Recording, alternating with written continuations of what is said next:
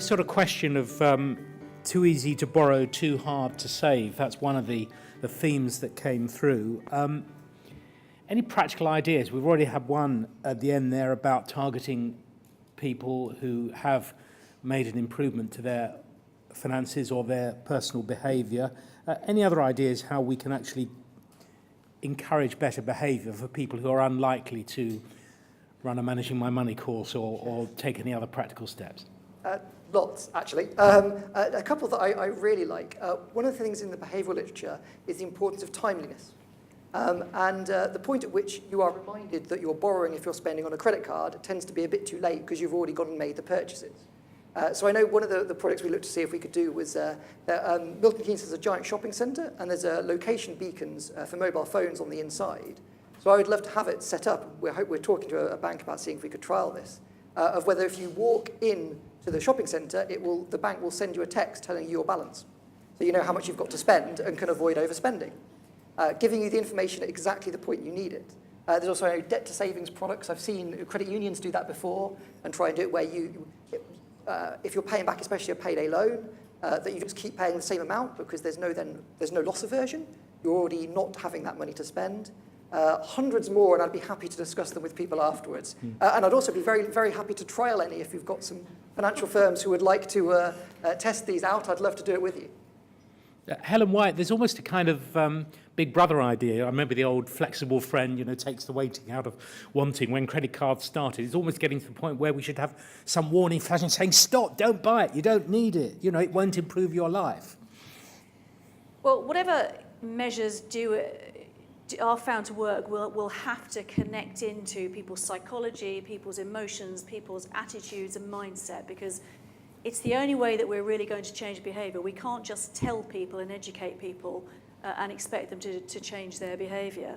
But I would emphasise the point that we should never make assumptions about which methods are going to work. There have been plenty of examples over the years of policies designed to have a massive positive impact, only to find that not only did they not achieve the positive impact that was intended, in many cases they had the exact opposite effect. So we should never make assumptions and we have to test. There's a question over here. While we're getting the mics over, Mick, do you think that it's time for advisors to become more intrusive in people's lives? We actually need to modify it. It's almost like, the changing attitudes to smoking. We should make it unacceptable to be irresponsible. No, but I don't think you have to sort of use that kind of language, but I'm deadly serious about it became too easy to borrow, too hard to save. And I'll explain what I mean. Look, the reason why the likes of Wonga were so successful is because they systematically identified all the barriers that stopped you borrowing. And then we just went about removing those barriers. So that made it incredibly easy to borrow. Now, what we've seen, a really positive regulatory intervention recently was the price cap on payday loans.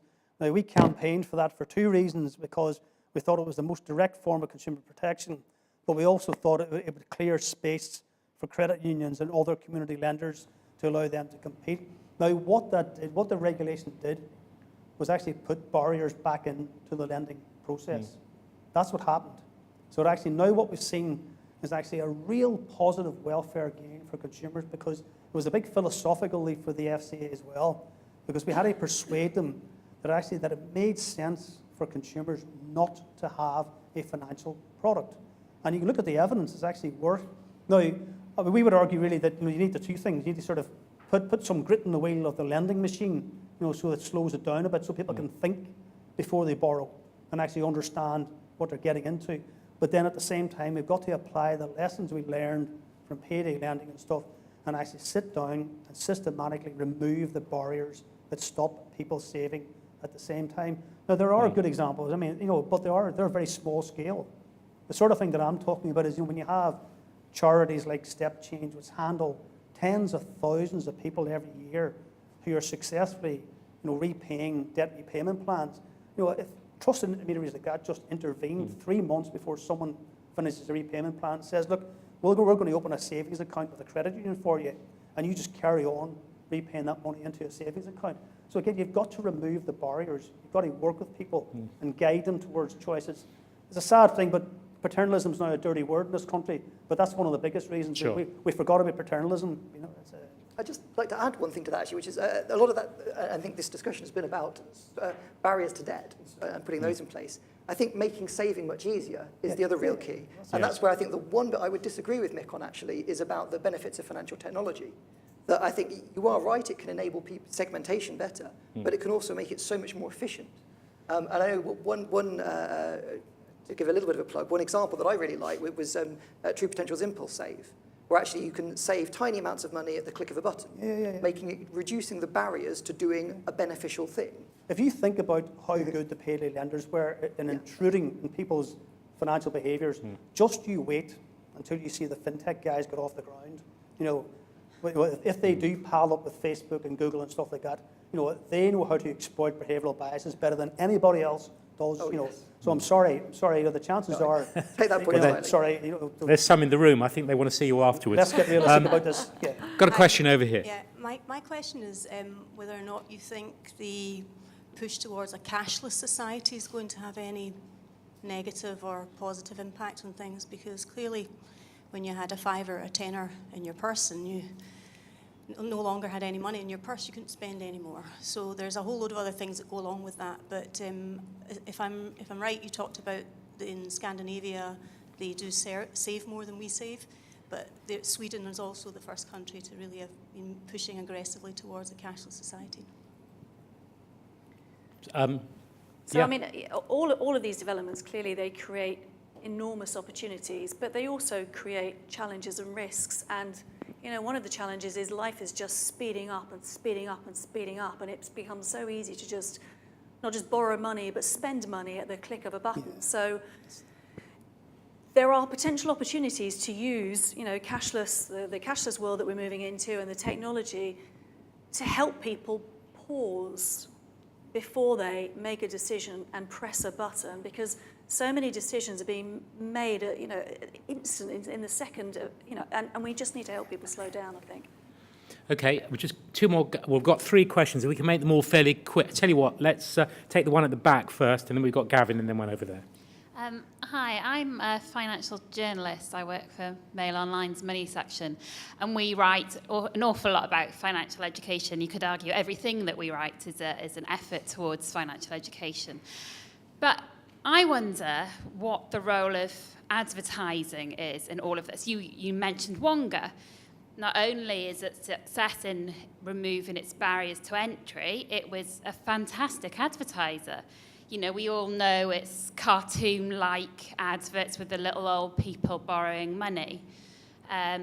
This morning, the TV programme only last week had an item about high-cost debt with Martin Lewis.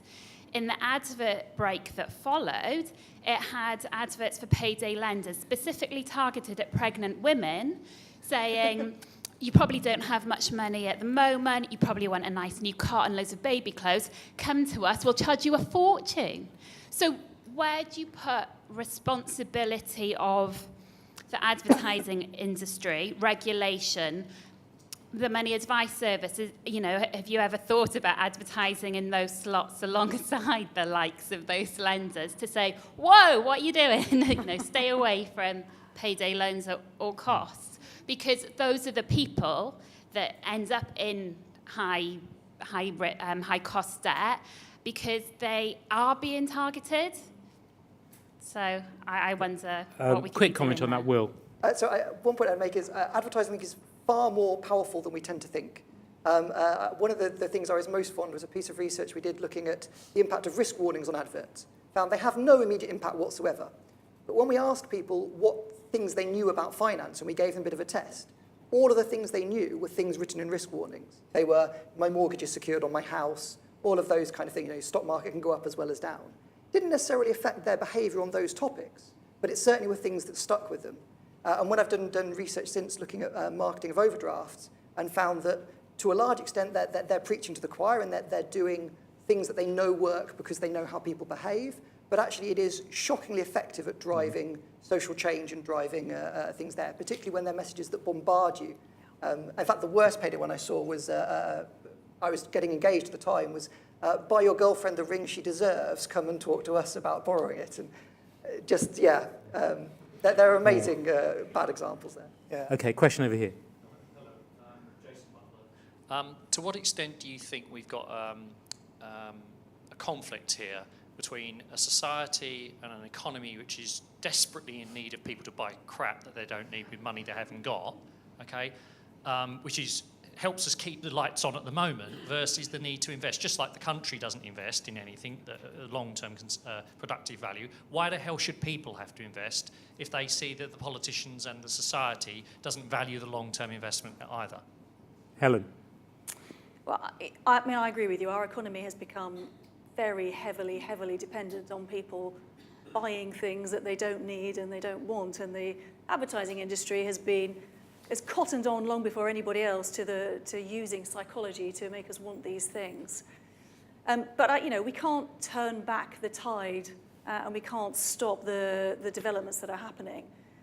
I think all we can do is equip people, engage people, empower people to make more considered and more informed decisions about what they do with what they have. Because the explosion in debt in this country, it hasn't just harmed individuals, it has harmed long-term productivity in the economy as well. So the big problem we have really with our financial system isn't sort of mis-selling and stuff like that. It's actually that the financial markets are just really, really bad at one of their primary functions of allocating resources to the most productive uses in the economy.